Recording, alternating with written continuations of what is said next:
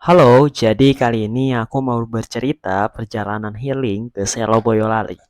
Jadi pada waktu itu di beberapa hari sebelum aku kembali ke Solo, lebih tepatnya setelah selesai pelaksanaan magang di sekolah, yaitu PLP, kebetulan pada waktu itu kurang lebih aku tinggal di Boyolali sekitar 3 bulan, dan setelah selesai harus kembali lagi ke Solo. Nah, sebelum aku kembali Solo, aku merasa ada yang masih mengganjal, yaitu terkait salah satu tempat wisata yang ada di Boyolali. Tempat ini tentunya banyak dikenal oleh orang-orang sebagai destinasi wisata yang ada di Boyolali. Kalau kata orang mah, jangan mengaku pernah tinggal di Boyolali kalau belum pernah ke Selo. Ya udah deh, pada waktu itu aku memutuskan untuk berangkat ke Selo dengan ditemani oleh motor kesayanganku, si biru.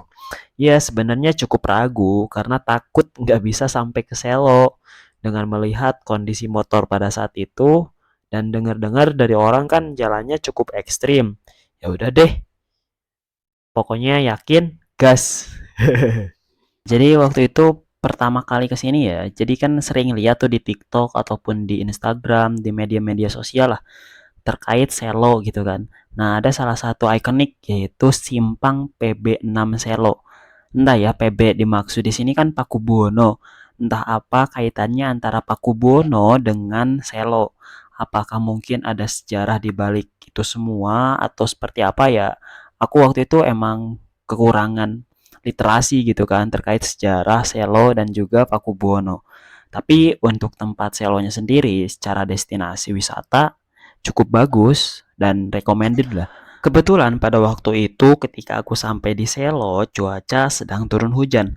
Otomatis untuk daerah di pegunungan yang karena Selo ini ada di antara dua gunung, yaitu Gunung Merapi dan juga Gunung Merbabu. Jadi kan ya tempat ini penuh dengan kabut gitu. Tapi bukan gabut karena kita liburan. Nah, tempat destinasinya itu berbeda-beda, jadi kita bisa milih mau ke tempat destinasi yang mana. Waktu itu aku pergi ke Embung Manajar. Tempatnya itu ada di antara Gunung Merapi dengan view yang bisa kita nikmati yaitu melihat Gunung Merapi. Akses ke tempat ini cukup bagus, sudah bisa sampai ke atas dengan menggunakan sepeda motor. Namun karena motorku waktu itu nggak bisa naik, nggak kuat, jadi aku harus jalan kaki. Ya cukup jauh kalau kata masnya di situ sekitar 2 kilometer. Nah karena lumayan capek ya, haheho, karena aku udah lama nggak pernah naik gunung, jadi ya cukup capek lah ya udah nggak apa-apa. Yang penting kita ngonten sambil kita jalan-jalan dengan pemandangan yang cukup alami, alami banget malah. Jadi di sini banyak warga yang masih menanam itu kan sayur-sayuran, kemudian masih banyak juga tempat-tempat yang masih alami.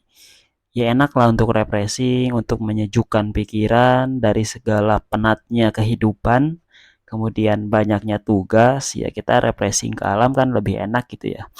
Nah, di sini telah sampai ke Selamat Datang Embung Manajar. Karena kebetulan pada waktu itu aku berangkat di weekday, jadi nggak terlalu rame, tempat kopi ataupun warung-warung pun tutup.